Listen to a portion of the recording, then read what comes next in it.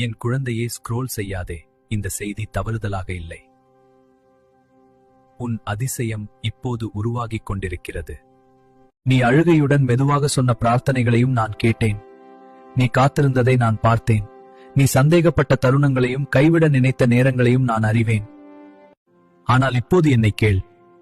நீ பார்க்க முடியாத இடங்களில் நான் வேலை செய்து கொண்டிருக்கிறேன். நீ காணாத விஷயங்களை நான் ஏற்கனவே அமைத்துக் கொண்டிருக்கிறேன். வாசல்கள் திறக்க தயாராக இருக்கின்றன. மனங்கள் மாறிக்கொண்டிருக்கின்றன. நிலையங்கள் உனக்காக மாறிக்கொண்டிருக்கின்றன. தாமதம் என்பது மறுப்பு அல்ல. நீ அழுதபடி கேட்ட அதிரடி மாற்றம் நீ நினைப்பதற்கும் அருகில் இருக்கிறது.